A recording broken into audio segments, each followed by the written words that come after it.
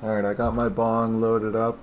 I'm gonna take this toke, and hopefully things don't get too disorganized, and hopefully this doesn't take too long, but I'm gonna go through this whole card, this whole 7 fights, and talk about why I'm picking so many underdogs, talk about my picks, talk about some recent picks not on this card a fair bit, maybe just talk a bunch of bullshit after I smoke this marijuana. Who knows what I'll talk about, really. Hopefully about this card, for the most part.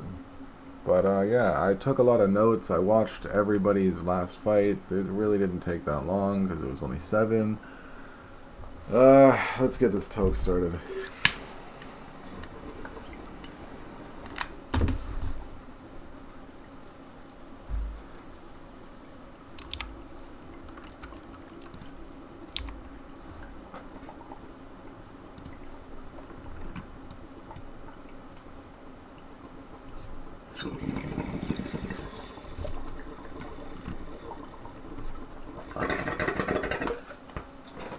These are some of my recent picks. Have picked underdogs successfully this year, I guess. Gaethje was they all look real easy, but they were underdogs. Gaethje versus Pimba was an underdog. Sean Strickland versus Anthony Hernandez was an underdog. Oliveira versus Max was an underdog. Moicano versus Duncan was an underdog. So I've also got, these are kind of relevant because they're black fighters, and I'm picking perhaps some underdogs this card, and for some reasons. So yeah, I picked like what, Jocelyn Pantoja, because George St. Pierre said fighting is 90% who's stronger and faster. That's what he said, right? So therefore I picked the black people. Nah, just kidding. George St. Pierre said fighting is 90% mental.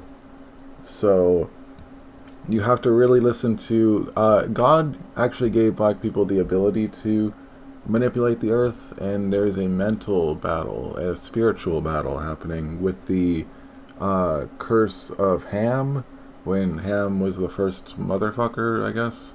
That's why his son was cursed. Anyway, but yeah, there's a huge mental issue thing there, and you just have to listen to interviews, and Derek Lewis gave very positive vibes in the interviews.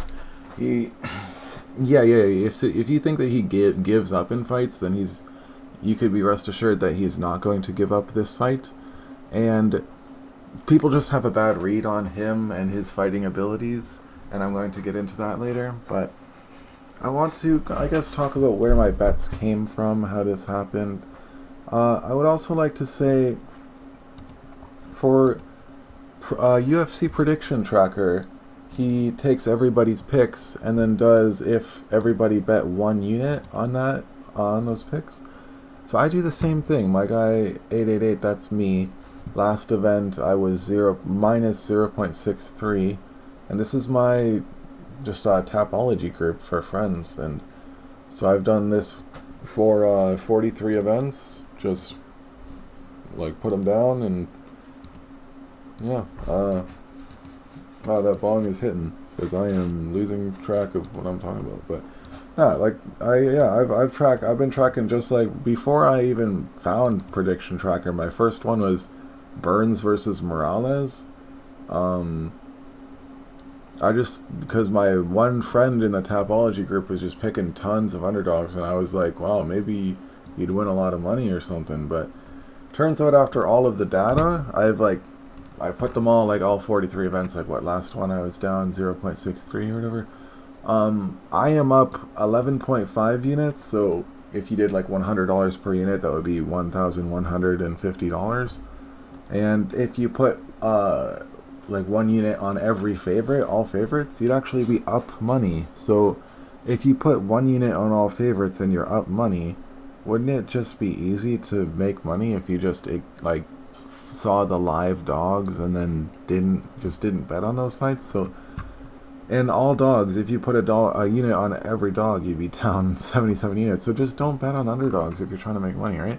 That's my theory now. So how I did it was this UFC prediction tracker found the best YouTubers, so I took this picture or whatever.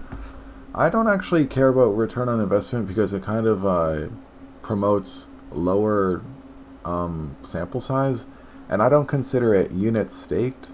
I consider it sample size. So you'd want a higher sample size. You don't want a high return on investment. You want you'd rather have like a 2% return on investment than a 3% return on investment if you have like spent twice as many stakes. So I just took their all of the prediction channels. So the best one, holy crap, that was long. But so Sherdog Keith and their units, because my Excel sheet will read their name and read what's in the brackets for the units, and it will calculate a weighted pick.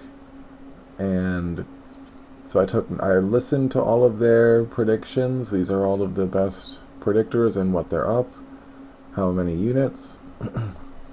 And I can't remember. I think I was up like 10.5, so I wouldn't even have made this. I would have been lower than the worst person here. But these guys are all great, better than me. So, and then this adds. So there are 13 people. All 13 of the best predictors picked Ilya. They all picked Sean. They all picked Josh. They all picked Rufy. But I then did a weighted stake where the people who have more units won will have more vote. So if the highest person had like 20 units won and the lowest person had 10, the highest person would count for +1, and the lowest, the 10 units, would count for +0.5. Let's drink some water. Oh my gosh. Alright, so weighted stakes, and then weighted stakes without the exclamation point A is just without favorites. I think going on, I'm not going to be explaining all this, but and then the more predictors that you put in, hypothetically, the more you would be betting. This is all based off of a 100% of a bankroll, and you should only ever be betting 5% of your bankroll per bet total. So there is a scale depending on how many predictors I have in there. If there were only 5 predictors, then you would actually have a 1 point something multiplier because the weightedness would take away from some. But ultimately, you want to only be betting 5 units max per bet. So if all 13 people were betting on, or were picking A, that's the weighted stake is 9.14. We want to only be betting 5 as max.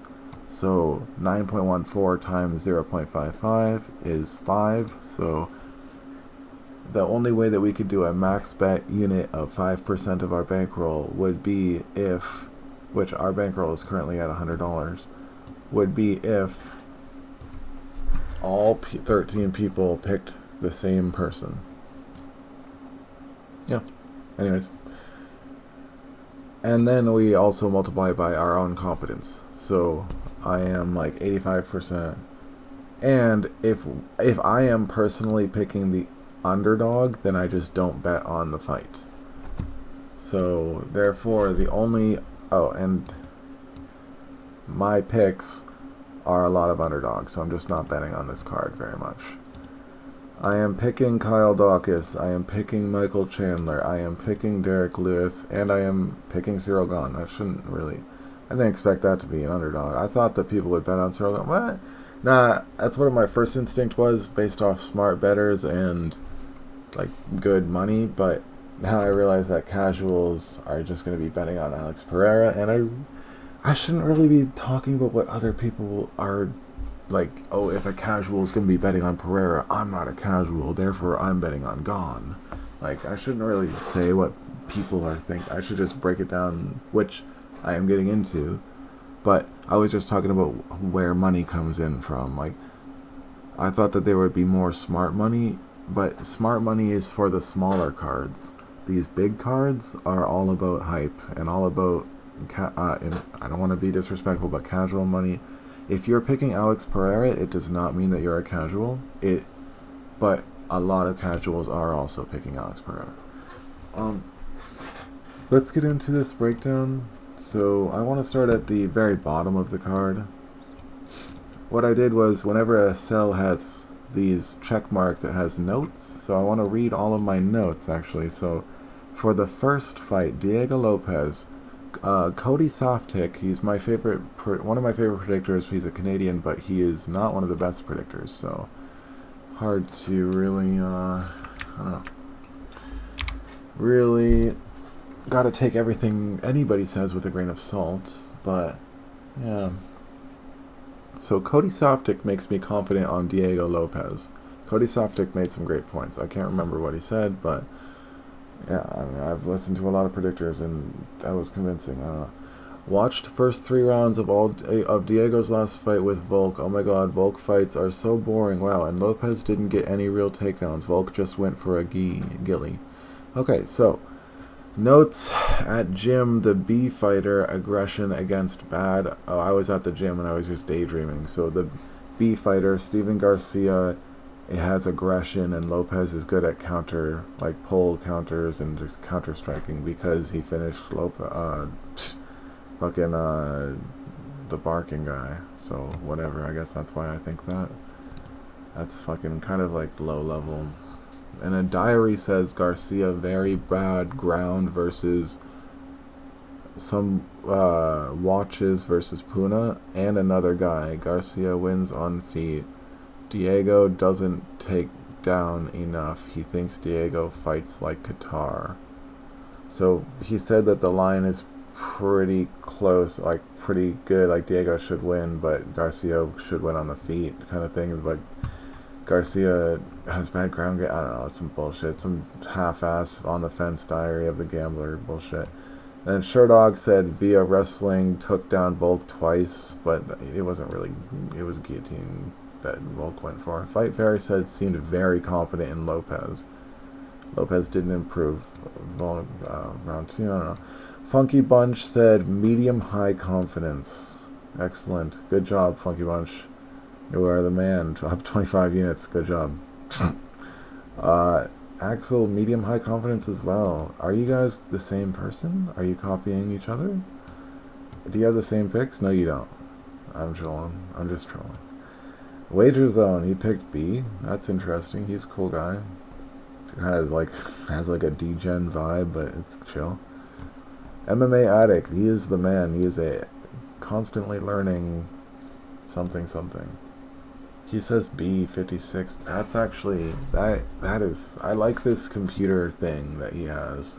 It picks underdogs it just often picks underdogs, I don't know. So yeah, but it's, and then Tony Has Died picked B, so lots of people are picking B. That is actually interesting. Oh, that actually makes a lot of sense why. I'm actually considering cashing out my small bet on Diego Lopez. Considering the weighted stats. That's why the weighted stake is even higher than the regular one. That's crazy. Anyways. And then some of these people like Lucrative Jane, basically levels. There's levels to this. Diego is used to Volk's level. Okay. And then Hustler, I just picked A. And then We Want picks Jacob. Am I going to really go through this for the whole card? Who knows? This is a lot of, I don't think I'm going to do this for the whole card.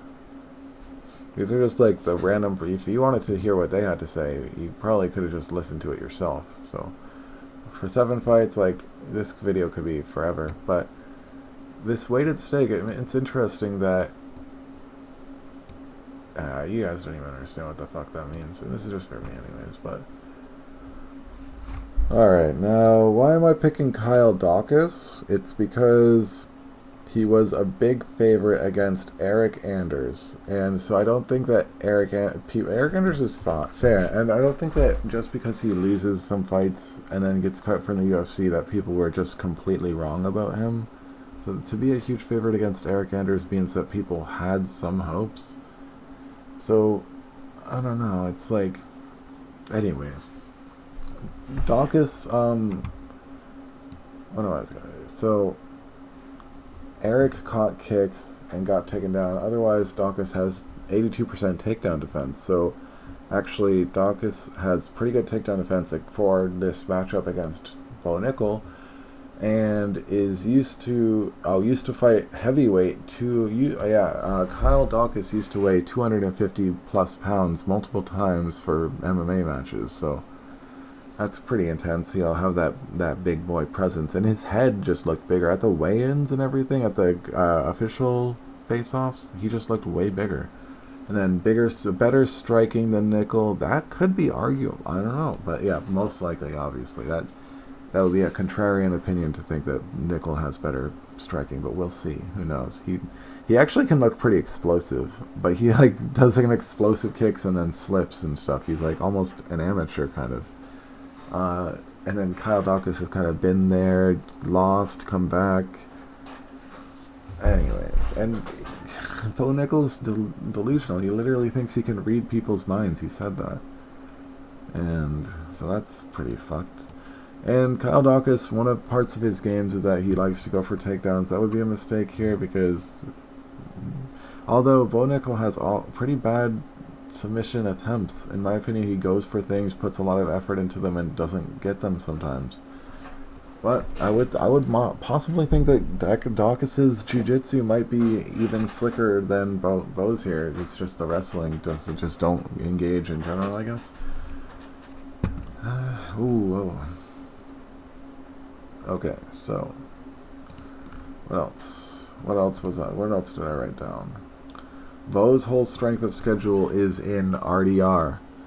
Yeah, so they have the same strength of schedule on Tapology, but Bo's strength of schedule all comes from a single opponent, which he lost to. And Dawkins' strength of schedule comes from spread out opponents like Michel Pereira and, I don't know, Gerald Mearshart and bullshit. Like, there's a bunch of different people, but he beat some of them. So, strength of schedule is an interesting concept. It's pretty cool. Let's quickly go through what the other predictors say, I guess. Shredog, I didn't write any notes. Funky Bunch, he says medium-high confidence. That's cool. Axel, medium-high as well. You guys are definitely, something's going on here. No, I'm just kidding. It's pretty easy to be medium-high on these. Attic says 61% on average for his things. The first Kyle Dawkins. Oh, wait, no. Fight Fairy also did Kyle Dawkins, but Fight Fairy, very cool. Apparently, I don't know what I'm trying to. I don't type very well on my phone sometimes. Has 30-second finishes 2 in a row, so can't know about improvements. Also, second UFC stint. I didn't even. Yeah, who knows? This is probably the first guy I listened to.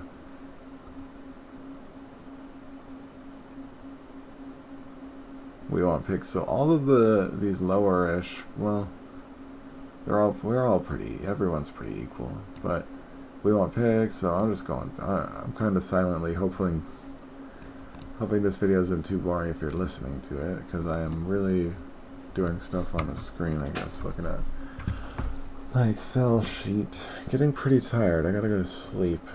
But next pick, I am picking Chandler.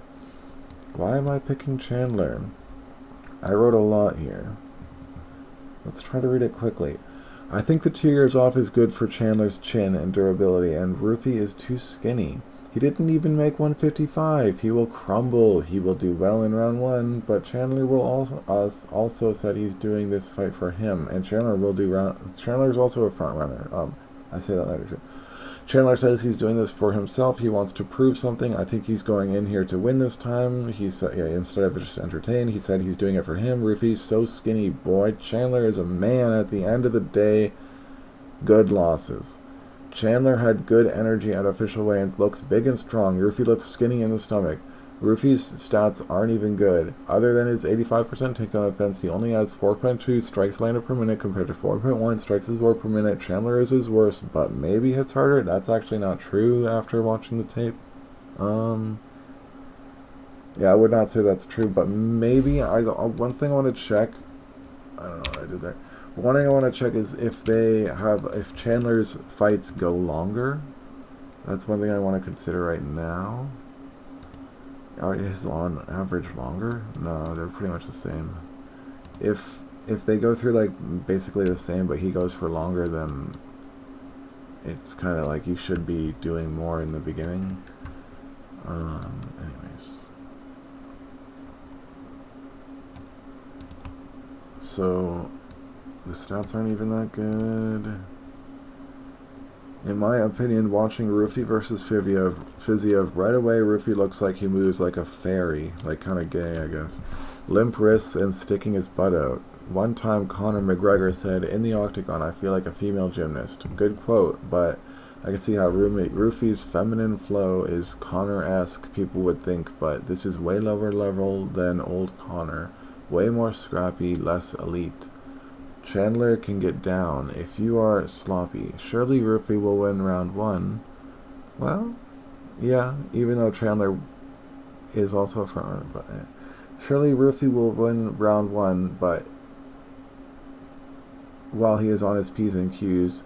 But round 2 and round 3, Chandler should overwhelm him because he's too skinny and Chandler is a man. Chandler didn't do that bad, actually. Was winning the first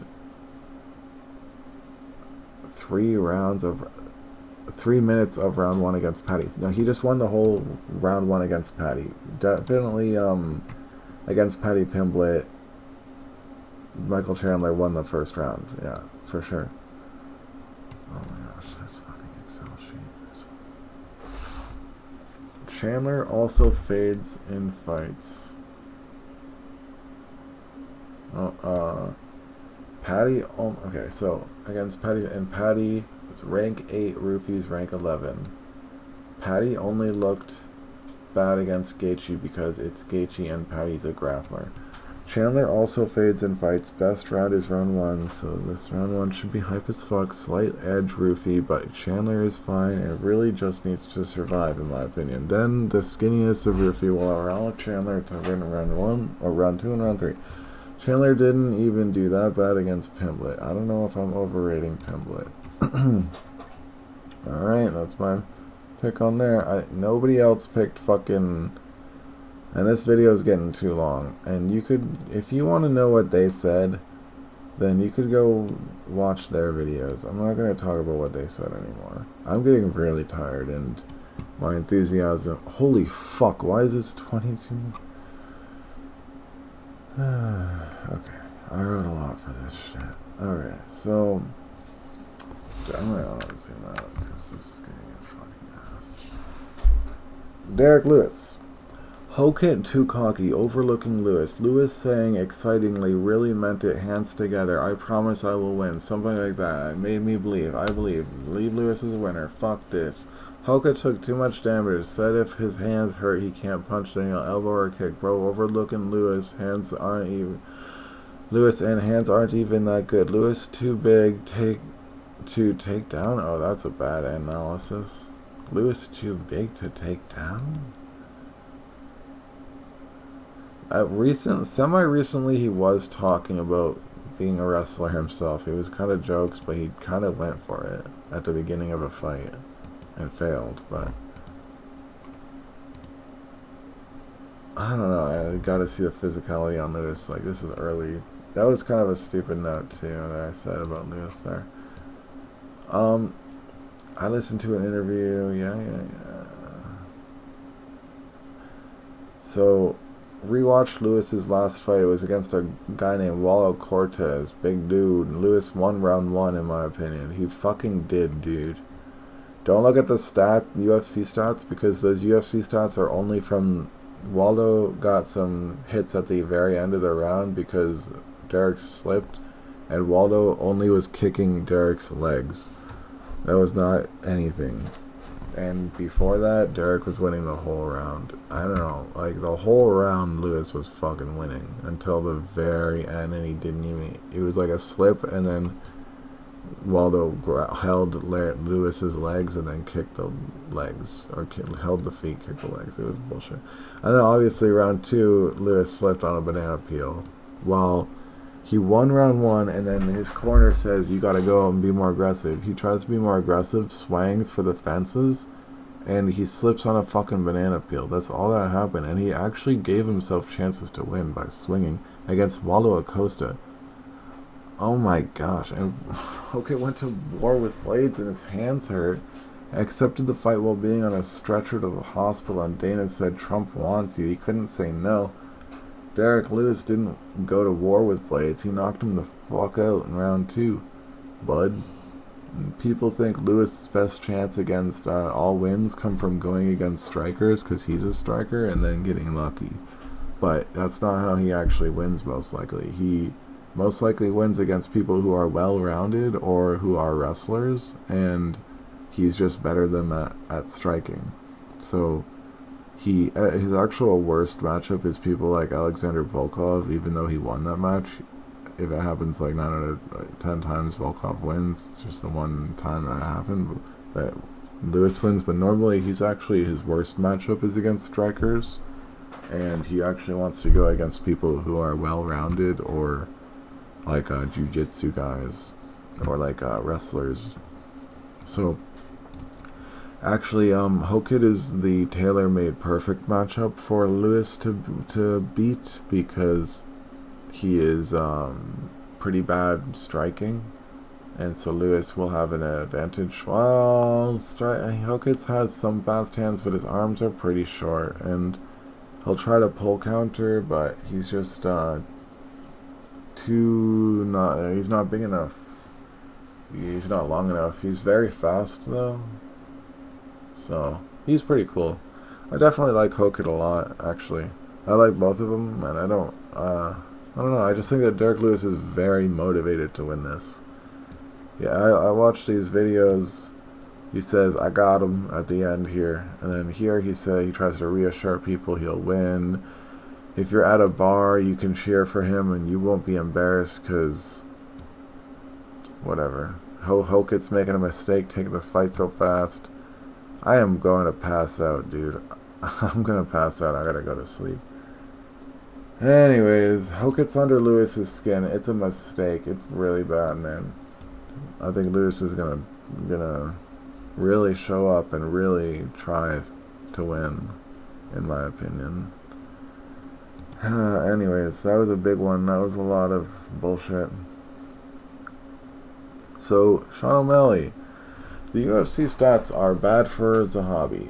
Early in his last fight against Marlon Chito Vera, Marlon hurt his own finger. Like, Marlon's finger was hurt. So Marlon was compromised when Marlon lost the split decision. And Sean O'Malley destroyed Chito Vera in their real fight when Chito had them and had like confidence because he technically won the first rounds, or the first fight. In the embeddeds, Zahabi's practice, he like flails his arms in this stupid way that looks like Dustin Poirier tries, where he like puts his elbow high up in the air. It's a really bad defense, and yeah, it's really awful. He even like he does that with his left arm, and then he puts his right arm on his left side of his body. It's pretty fucking stupid, man. He constantly does this stance. And Sean O'Malley and his like ginger friend are really smart. They can see that. If he actually just does that, like, he's gonna get fucked up by right hands too. It's the right hand. He's so defensively bad on his left side, which is, Sean's right hand is gonna be really good. It's gonna be hitting so hard, and he's gonna be so fast against this Zahabi guy. Like, oh my gosh. And then Cyril Gane. I always thought nobody beats Gane on the feet. I highly respect Alexander Volkov, the Russian, and Gane beat him twice. I mean, the second time it was probably Volkov should have won, but who cares? The first time he beat him too. And like, Gon beat Francis Ngannou on the feet, round 1, round 2. Like, who the fuck beats Gon on the feet? Nobody beats Gon on the feet, man. So, and Taito Iwasu used to be better. There's like, yeah. Anyways, watching tape. Pereira shows weird tape. Bad tape against Roundtree Jr. Lost round 1, maybe against Roundtree. Whew, that's bad.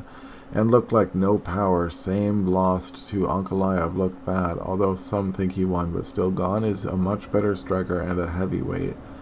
Pereira won't have the power to do anything. This should honestly be so easy for Gon after taping Pereira, and this guy got knocked out to Adesanya, and losing decision to Izzy is fine, but middleweight? Wow, how you fight 185 now win against Gon? No way. Cody Saftik has good points pro Gon. The French are arrogant, prudish, rude, judgmental, elitist, high standards, but Gon seems more humble than Pereira somehow. Pereira does seem pretty cocky right now. Pereira's talking a lot about his old accomplishments. Okay, cool. And finally, Gaethje looks softer than normal. Oh, wait. UFC stats bad for Gaethje, cool. Gaethje looks softer than normal, even in my opinion, and Ilya looking strong as fuck at face-offs. The game planning with the brother and everything. Gaethje is no joke, though. He landed more 6 strikes than Khabib against him on their fight. Oh, yeah. Yeah, but you're not supposed to land that many strikes when you're grappling, I guess. Well, anyways.